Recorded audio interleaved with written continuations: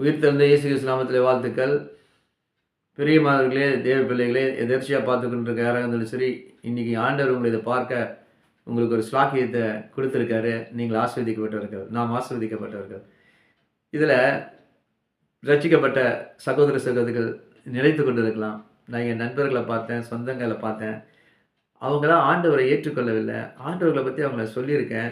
ஆனால் அவங்க ஆண்டவரை பற்றி சொன்னதை கேட்டுட்டு அவங்க ரட்சிக்கப்படலை, ஞானஸ்நானம் எடுக்கலை. அவங்க 10ஓட 11 தான் அவங்க நம்ம வேண்டிய சுவிசேஷத்தை எடுத்துக்கொண்டு ஆண்டவர் நினைக்கிறாங்க. எங்கள் தேவன் செய்வார், எங்க கடவுள் செய்யுன்னு சொல்லிட்டு இருக்கேன். எங்க கடவுளும் கடவுள் தானே.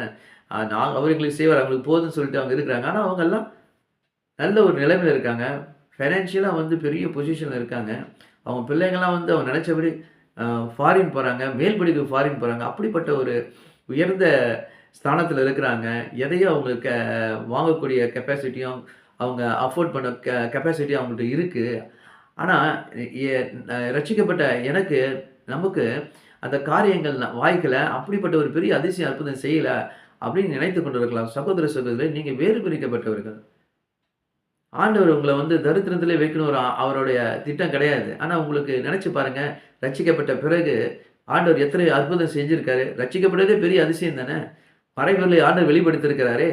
நாம் மரித்த பிறகு பரலோகத்துக்கு செல்வோம். பரலோக ராஜ்யத்துல நமக்கு நித்திய காலமா நிம்மதியும் ஆசீர்வாதமாக ஆண்டவரோடு கூட இருந்து அந்த பெரிய அற்புதமான ஸ்லாக்கியை நமக்கு கொடுத்திருக்காரு. அந்த திறவுகோலை பற்றியும் அந்த நாலேஜ், அந்த பரம ரகசியத்தை நம்மளுக்கு கற்றுக் கொடுத்திருக்காரு, நம்மளுக்கு வெளிப்படுத்தியிருக்கிறாரு. நமக்கு தெரியுமே, அவர்களுக்கு மறைக்கப்பட்டிருக்கிறது.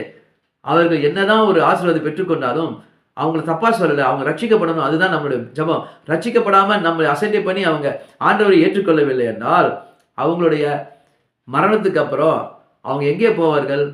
அது மிகவும் ஒரு பரிதாப ஒரு நிலைமை இல்லையா? அவங்களுக்காக ஜெபிக்கணும். இப்ப உங்களுக்காக சொல்றேன். பார்த்துருங்க சகோதரிகளே, கிறிஸ்துவ நண்பர்களே, தேவ பிள்ளைகளே, கர்த்தர் நிச்சயமாக, நீங்க கவலைப்படாதீங்க. ஆண்டவர் உங்களுக்கு நிச்சயமாக பெரிய ஆசீர்வாதத்தை தருவார். சங்கீதம் 138:8 படி கர்த்தர் எனக்காக யாவையும் செய்து முடிப்பார் எழுதப்பட்டிருக்க. உங்களுக்காக கட்டாயம் பெரிய காரியத்தை செய்வார் அவர். நீங்க ஆச்சரியப்படும்படி செய்வார்.